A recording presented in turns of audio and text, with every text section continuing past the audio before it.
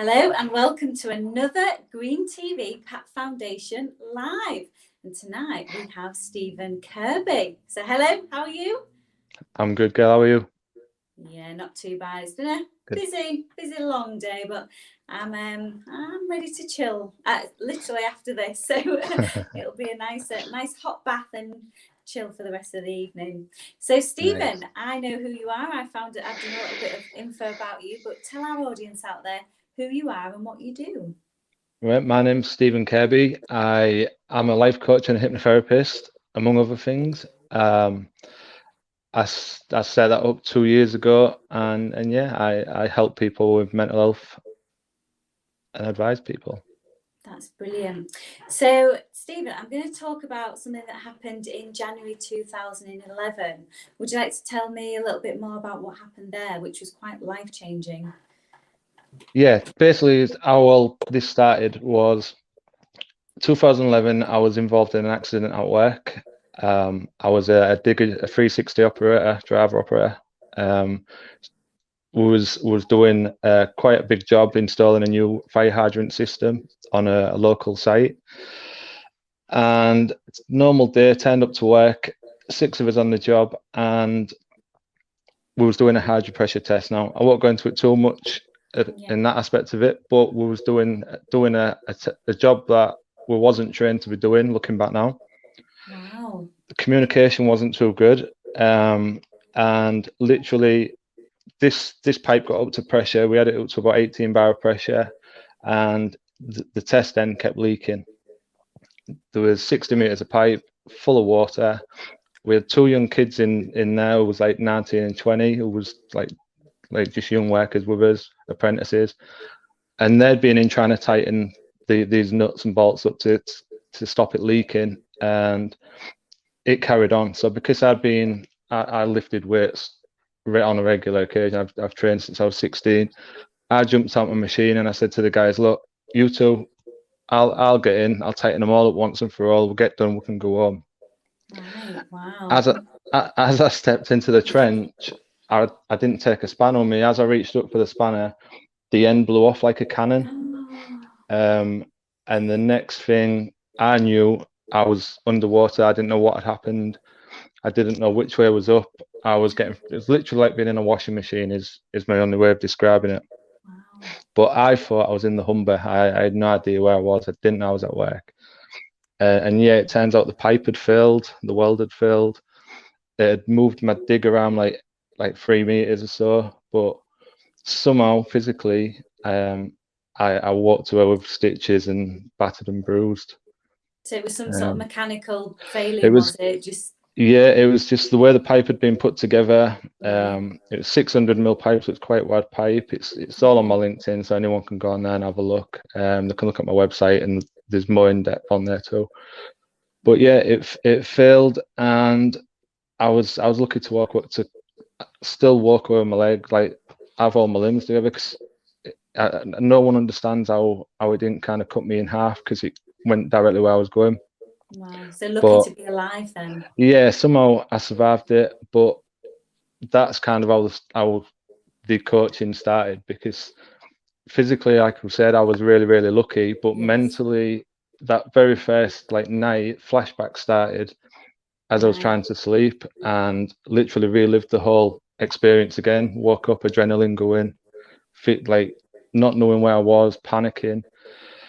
So it's not actually what happened. It wasn't the actual event that happened. It was obviously the after effects. Yeah, the event was like obviously traumatizing in itself, but then it was every night the first night it started, then the following night, and then over time I noticed over a few days, even the smell of water, I'd start shaking and panicking, like couldn't breathe properly, full on panic attacks. And I didn't know or understand why any of this was happening to me. I didn't know why I was feeling the way I was feeling. Trauma, I guess. Yeah, I didn't know that for a long time. Basically what I did, I self-medicated in order to help me sleep. I just thought I'll have a few drinks and it'll calm me down a little bit, chill me out. And by the end of the week, I was drinking 2-litre bottles of cider, anything I could get my hands on to help me sleep. But it wasn't working. I was still physically, I was still in a bad place because all my limbs had been hyperextended. I couldn't move properly. I was battered and bruised. But the nightmares and the anxiety, I didn't realize it was anxiety because I didn't understand mental health at the time. But I just kept shaking and didn't understand why. But yeah, So it's a form of PTSD then, I guess, wasn't it? yeah, eventually my partner said that because I was crying, I was going through all sorts of emotions, but in front of people, I was putting a brave face on it, and I was like, yeah, I'm fine. I'm getting through this. I'll Which soon men heal. do. Yeah, I'll soon heal. I'll be fine. But when I was alone, even like in the bathroom or in the bedroom, I'd break down and I was crying. And I didn't know what was up with me, and it was like Katie, my partner, she noticed. I didn't realize how much of an effect I was having on the family, but I was angry all the time as well. I was agitated, and my kids was 4 and 8 at the time, and like Harry would be coming saying, "Dad, can we do this?" And I'd be telling him to go away because, and I didn't know why, but then I'd tell him to go away, and then later on in the day I'd be thinking about it, and then that'd upset me, and then I'd be back in that circle of just feeling down, opening a drink and sinking down deeper and deeper again. So what was the moment then, that moment where, you know, you're going through all this and you're going through these emotions? What was that, you know, sort of epiphany moment, thought, I've got to do something about this? While I was trapped underwater, I really believed I was going to die, and all I kept repeating in my head is, I don't want to die. And all I could see was Katie and the kids, and like my family, like my mum, my dad, everything kind of goes through your head. And that was the one thing that maybe I could have died that day, but I thought, and I'm here for whatever reason. But I really believed that I was going to die, but I needed to see them again. And then I'd gone into this dark depression, and I didn't realize the effect it had on the family. But then Katie said to me, we was arguing constantly, and she said, "Look, you need to go and see a doctor and get help, or you need to pack a bag and leave because we can't live like this." And in my mind, I was like, "Well, I'll deal with it." Then I'll sort it out. And I was like, "If you want me to pack a bag, I'll pack a bag." But then I sat on the bed and I thought, while I was trapped, all I could think about was Katie, the boys, my family. And there I was, ready to walk away from it all because I couldn't admit that I needed help. Yeah. So in that moment, I kind of just promised her that I'd make an appointment the next day and I'd get the help that I needed. But even at that point in my mind, I was still believing that I'd get through it myself. Yeah. And I didn't need help.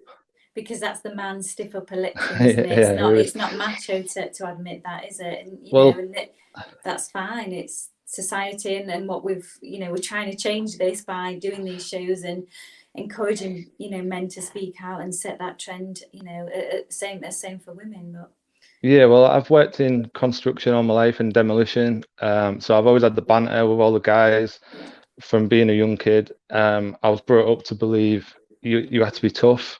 I started lifting weights at 16 to get myself strong and bigger and all the rest of it. And I'd always been like super confident, and in my mind, like I was in a way like just a tough guy. It was how you were supposed to be. So to open up and talk about my problems at that point, it's just something that nobody knew I was going through. And it's funny nowadays, the most manly thing ever is to admit your emotions. Yeah. It's a funny one, but so in terms of you obviously you decided to go and get help. You decided, to make that call. So what happened next? How did you get, to where you are today? I made an appointment to see my doctor. I explained everything to him, how I was feeling, the alcohol, what I was going through. I said that physically I was healing because this was like a good couple, well, maybe month, 6 weeks after the accident. And I explained I had a dark cloud over my head, and I in a way I should have died that day. I started believing in my own mind that was the day I was supposed to die, and it's going to catch up with me, and I am going to die. Like that's kind of how my mindset had flipped. And yeah, I just, in a way, I didn't want to be here. I was that, I couldn't move that cloud. And straight away, the doctor said, you've got anxiety, depression, and PTSD by the sounds of it, like, well, what you're explaining, and referred me to see a counsellor. Right. But for me, I never understood depression. Like, at that point, I'd never heard of anxiety and depression as in mental health. It was just you were depressed. People got depressed and they took time off work. Yeah. I was a guy when I was younger that if any of my friends was off work with depression, I used to say it's just in your head. Like, it's an excuse to be off work because no one can see it. So anyone can say they're depressed, and I'd never believed it. I didn't understand it. So for me to then be sat there and being told that I was depressed, I had anxiety, it was difficult to take in. And then when I saw my first counsellor, I sat and explained the accident to her, I explained what I was going through, how I was feeling. She instantly just said, I'm not qualified enough to deal with you. I need to refer you to somebody else. And then that kind of scared me even more, because I thought, what is wrong with me, to know, like, Wow. where do I go from here? But I did get referred to a lady. She explained fight and flight and why I was shaking at the smell of water. Just even at that point, I'd have a panic attack. And she explained what I was going through. But after that, I think I had 12 weeks of therapy all in all, and after that, they just kind of said, right, you're in a better place. Take this medication, and like you literally, my time was up. You know, like, I'd had what had been assigned, and I'd had my appointments, and that was it. So I was sent away, and then at that point, so that was like 12 weeks. So then I was like 18 weeks after the accident. I was still in a dark place, really. Yeah. And it was either I didn't want to take the medication. I've got nothing. Even now, like if someone needs medication, that's fine. Yeah. As in antidepressants, but they just mask the issue of why you're feeling the way you're feeling. Yeah. That's how I saw it. One of our viewers, Paul Webb's, just said, "Lucky man and a brave man." So thanks for that, Paul. That was nice feedback. So obviously you've had your therapy and you've thought. So what was the next stage for you, Steven? You know, because you're faced with obviously thinking, oh, actually, I'm still feeling a little bit. I feel a little bit better, but there's still. What made you think, actually, I'm not sort of quite right yet? I literally started watching YouTube videos. Okay. That's how it started. I believed, I was told that I must have had a guardian angel that day. Yeah. And I started thinking about a guardian angel, and something must have saved me, because I was in the line of fire, like literally, and it blew like a cannon. So there was how I got out of the way. I couldn't get my head around it. I thought, how did it not hit me? Yeah, exactly. So then I started, I started, like, I believed, and I had a guardian angel. Oh. And I started reading lots. I watched videos on YouTube, like I said, on YouTube. I started reading. I came across kind of spirituality and mindfulness. And the more I read and the more I understood certain aspects of it, it just made me feel better. It's very calming, isn't it? Yeah, and I came across, like, I've never meditated in my life. But it's not something you, as a man, you know, lying there trying. There's a whole stigma, isn't it? It's like, I wouldn't have known. I too meditate and practice meditation with yoga and do all that kind of thing. I mean, there's no way I lie there and, you know, with my fingers and it's just a relaxing. Yeah, even if it's just playing on while you're having a candlelit bath, you know, it's that act of relaxation. So I fully understand where you're coming from there. Yeah, well, at first the meditation was difficult because your mind's all over the place, and it is about just bringing yourself back into the now, but that takes a bit of time to kind of get into that and get used to that, as you'll know. Yes, it's a practice. It is a practice. Yeah, so I came across self hypnosis, and I just started reading books on self hypnosis and focusing on your breathing, your breath, and again, like, relaxing from your toes to your head, and it stilled my mind really well, and it helped me just kind of relax and stop stopped thinking, stopped panicking, the anxiety calmed down. And yeah, so basically the therapy gave me an idea of why I was feeling what I was feeling, but then it was everything I went on to read and learn myself, which kind of, there was like, I don't know, there's a switch in my brain that just kind of clicked. And don't you find that it's your self-determination, you know, that's, and Yeah, then well, obviously when you're on your path, you've got this sense of accomplishment, and it kind of spurs you on. Don't you now actually teach hypnosis? Aren't you actually qualified in that?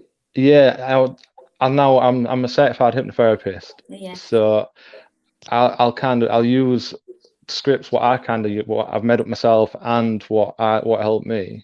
And people who are struggling with anxiety, depression, I can kind of talk them and subconsciously just make these little changes, and it's amazing how it works.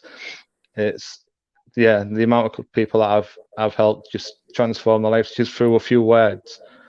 It's I was going to amazing. say that it's an extraordinary story, Stephen, and you know, well done, and you watching this tonight, you'll have inspired a lot of people. So that's led on to you setting up your life coaching business. So you want to help people and mentor them. You actually do some volunteering work, I understand. You've helped people on the brink of suicide actually turn them lives around. So tell me about that. Yeah, I've got quite a following on LinkedIn, and I've had quite a few like people who were really, really low, even before COVID. It's a lot more now, like during COVID. But I've had people reach out, and there's a lot of guys who will struggle like I was, and they'll still don't want to talk about it, and it'll take a lot for a guy to actually say, right, I need to talk to somebody. But women, to me, equally are go through a lot of traumas, a lot of stuff. And yeah, I've had, even in the last, I reckon in the last year, I've maybe had about 12 just random messages of people who was literally said there's going to end their life, or jump off into a river, or I've all sorts of different stories. And just through a few messages, explaining why they're feeling the way they're feeling, that it's only temporary, it will pass, everything's temporary. Yes. Giving them techniques in dealing with the panic attacks and the breathing. And they've said that now they're living kind of the best life, and they understand now why they was feeling the way they was feeling, and they'd been for therapies and they'd had counselling, but they still didn't understand the mind as such. Whereas I just talk about what I've actually learnt myself and maybe put it across differently. But yeah, it's just bringing people into the now, and kind of, you can't change the past. There's nothing we can do about the past, and we can worry about it, we can overthink it, but it's not going to change nothing. So for me, the way of moving forward is to forgive any wrongdoings, forgive anything you've done yourself, forgive anyone who's done anything to make you feel or like emotionally, and start planning tomorrow. So my role as a coach, I'm not a therapist as in a counsellor. I can't heal old wounds, but I help people kind of put them away and move forward. Yeah.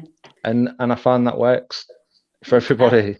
It does, and it's how, you know, you are as a person. You know, you've been through that trauma, you've healed, you've put that to rest, and you've moved on, and it's made you a heal, and now you're helping other people. So it's, I mean, I too have had you know, previous things happen, and you know, everybody does in life. And I was told back when I had therapy that there's three main things, and it totally changed my life, and the words were let it go. And it's kind of whatever, you know, you're feeling in life, you're having a stressful day, you know, the kids are running around and doing whatever life, so it's kind of like, it's that whole breathe. Take a breath. Sort of take it in, just breathe. I mean, we've had on previous shows, we've had Reiki, Janet, for example, did our Reiki, and she told us breathing techniques, and we've had a lot of mindfulness. That the brain is a very complex thing, and it kind of does what you tell it, which is the simplest thing to say if you're not suffering, because obviously if you are, but it's easy for me to say to you, be positive, and your life will change. And when someone's at the lowest point, exactly, that's just they're gonna get angry with you and say, how can I be positive? But exactly. The mind, yeah, exactly. The mind is really, really powerful, and the one thing you are in control of is your thoughts. Exactly. And 95% of our thoughts will be the same thoughts as we had yesterday. Yeah. Because everything's habitual, we do the same thing. And if you're overthinking negative stuff you've gone through in the past, or if someone said something to you and it's offended you, and that becomes your own reality, then you are going to sink deeper and deeper and overthink it. But you can shrink the negative thoughts down and throw them away. Absolutely. And you've got control over that. Like, absolutely. What I'll say to everybody is, you're the god of your world, basically. If whether you're religious or not, I'm the god of my world. My thoughts, my choices, my decisions have got me to being who I am today, what I'm doing, and sat Totally here agree. talking to you. Yeah, And totally. before this show, I could have sat there thinking, I don't want to talk live. I'm not going to go, and talk myself out of it, and never done it. It's same as I do live presentations for companies like construction, demolition, factories, anywhere, basically, sharing my story and talking about what I've gone through, like literally this, but live. Yeah, And totally. I could talk myself out when I'm driving to London or wherever I'm going. I'm sat there thinking, what am I doing? You know, like, I'm going to stand in front of 100 people, 200 people.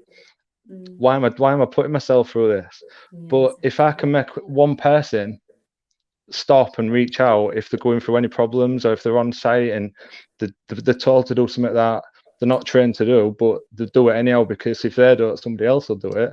So they feel they've got to do it. But if by hearing my presentation, that makes them step back and say, no, actually, I shouldn't be doing that job, because what if something goes wrong? Exactly. So by me doing that and putting myself in that position, it could save a life. And that's kind of where I'm at now. No one needs to go through what I went through. No one needs to feel bad. No one needs to be constantly upset. That cloud can and will clear. People just got to give it a chance. That cloud is a good analogy. I know Andy Steele's just put, well done, you know, you've helped a lot of people. We've had another gentleman that's inspirational and great story. So this is probably the most comments we've had on the show, Steven. So you know, I appreciate that. So moving forward, how, obviously I do a lot of work with the veterans.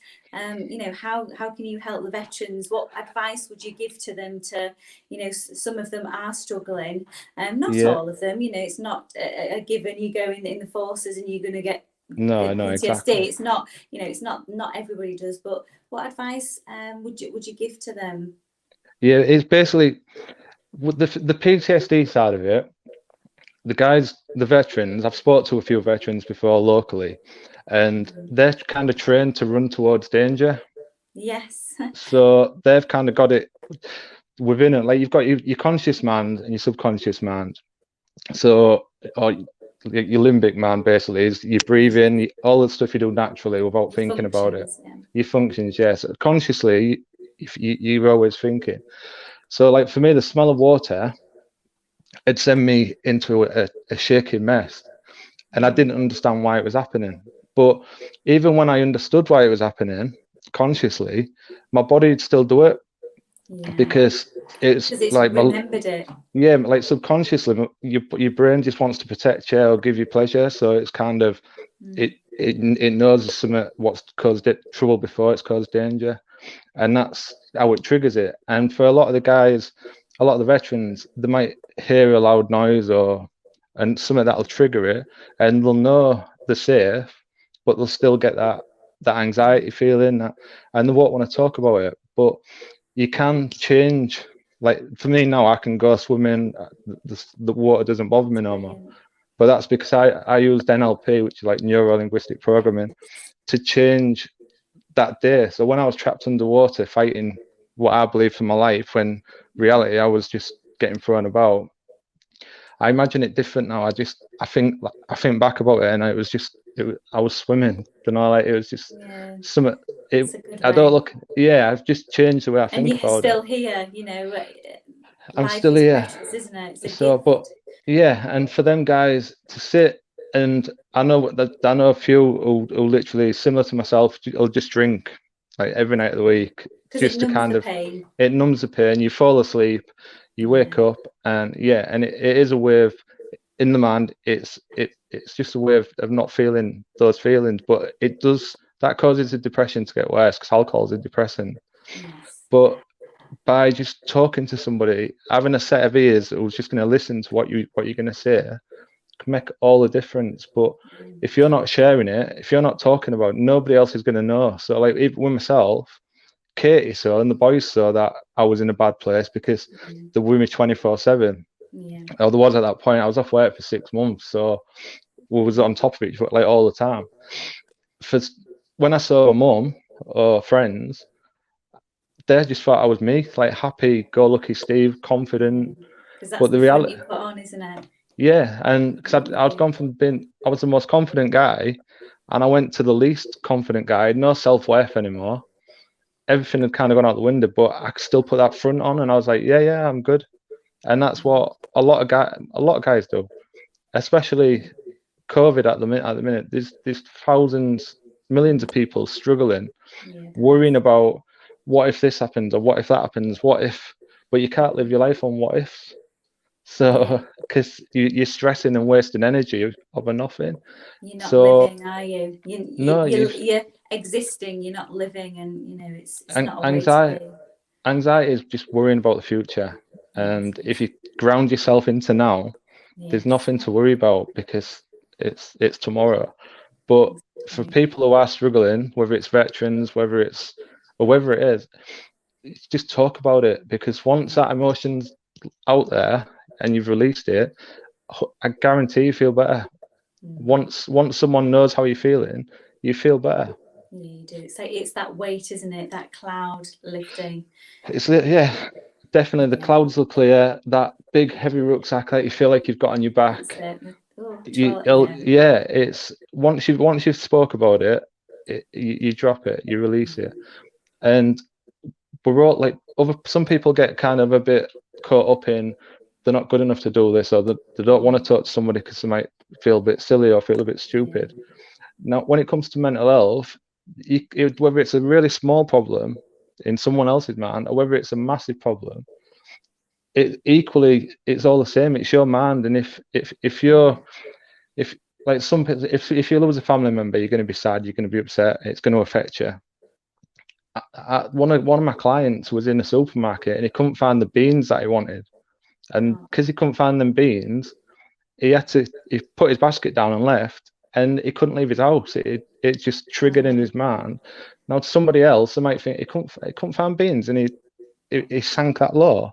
It sounds mental, isn't it? And but it doesn't matter how small or what it sounds like to somebody else. It's how it feels to yourself. And this what to me or to you might sound like a really small, simple. It's like, oh, just go out and do it. In that person's mind, it's the end of the world. It's a trauma. It's about speaking. So it doesn't matter how big or small you think your problem is, just talk about it. Just open up. Steven, we'll put your links on this. I mean, this will obviously it's going out live now, but we will be putting it on the Pat Foundation YouTube channel, so you'll be able to watch this again if people have missed it, and we'll put this broadcast out again for other people to see. So we'll put your links, we'll put website links, for people to reach out to you. Is that the best way? If somebody wants to talk, is that the best way to contact? Basically, you said you're on LinkedIn, and I'm on LinkedIn. My website's just SK Life Coach UK, so it's Steve Kirby Life Coach UK. And if I can help one person, I'll help that one person. If I get hundreds of people not wanting help, then I'll do what I can. But you're local to my hometown near Hull, so we shall be getting you out seeing the veterans, no doubt, at some point when the weather gets better. So that will be good for you to come down and pop and speak to some of the guys. So no, it's fantastic. Thanks ever so much for coming on the show. Absolutely, your story's amazing, and from the comments, everybody said thank you for sharing. It's not an easy thing for a fella to get on and sort of share his experience and be vulnerable. So I really appreciate that. It's not about that. You've got to kind of leave your ego out of it and and just talk, because you get one life and you've got to live it. You deserve to. Everyone deserves to be here. you've got the right to live your best life and achieve whatever you want to achieve, and exactly, and be happy with yourself and who you are, and you know, it's all about being happy, isn't it? it is. And if you can't do that by yourself, then you need a coach to help you. Yeah, you need some help. Absolutely. Oh well, thanks ever so much. Enjoy the rest of your evening. Thank you. And we'll put all the links out, and you know, reach out, people. That's the message here. And thank you so much for sharing your story. Really enjoyed having you on the show. It's been bye from me, from Gail Acaster, and bye. From Steven. Thank you. Thanks everybody. Bye bye.